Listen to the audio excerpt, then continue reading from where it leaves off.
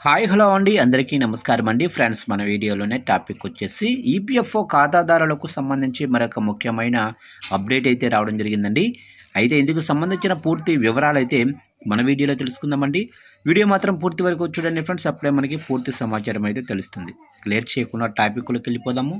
ఇక ఈపీఎఫ్ఓ విషయంలో ఖాతాదారులకు అనేక అనుమానాలు ఉంటాయి. ప్రస్తుత పరిస్థితుల్లో ఉద్యోగాలు మారటం అనేది సాధారణంగా జరుగుతున్నాయి. ఇలా కంపెనీ నుంచి మరో కంపెనీకి మారినప్పుడు మీ పిఎఫ్ నిల్వలను కూడా కొత్త కంపెనీలోకి మార్చుకోవాల్సి ఉంటుంది. అప్పుడే డబ్బులను సులువుగా విత్డ్రా చేసుకోవచ్చు.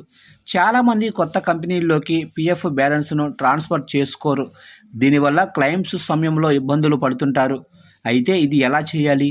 ఒక కంపెనీ నుంచి మరొక కంపెనీలోకి ట్రాన్స్ఫర్ అవ్వడానికి ఎంత టైం పడుతుంది? లాంటి అనేక విషయాలు ఇప్పుడు మనం తెలుసుకుందాము. ఇక ఈపీఎఫ్ఓ బ్యాలెన్స్ను ఒక కంపెనీ నుంచి మరొక కంపెనీకి బదిలీ చేయాలంటే 7 నుంచి 20 రోజుల సమయం పడుతుంది.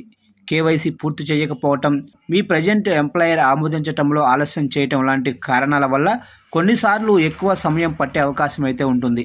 దీంతో మీరు బ్యాలెన్స్ ట్రాన్స్ఫర్ చేయడానికి రిక్వెస్ట్ పెట్టాక ఒక్కసారి మీ కంపెనీ హెచ్ఆర్ని సంప్రదించి సమాచారం అందించండి.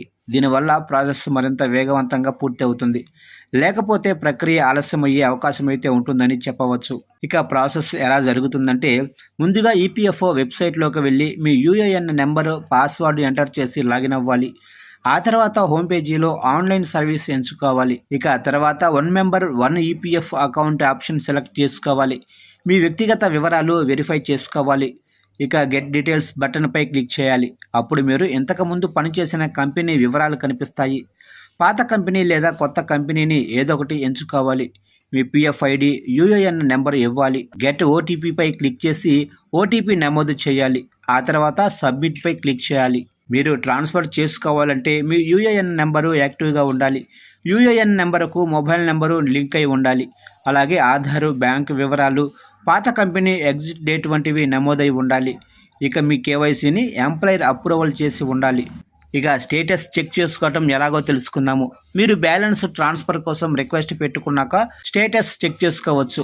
ముందుగా ఈపీఎఫ్ఓ పోర్టల్లోకి లాగిన్ అవ్వాలి. ఆ తర్వాత ఆన్లైన్ సర్వీసెస్ ఆప్షన్లోకి వెళ్ళి ట్రాక్ క్లెయిమ్ స్టేటస్పై క్లిక్ చేయాలి. పెండింగ్ విత్ ఎంప్లాయర్ అని కనిపిస్తే మీ కంపెనీ యాజమాన్యం అనుమతి పొందాక ఓకే అవుతుంది.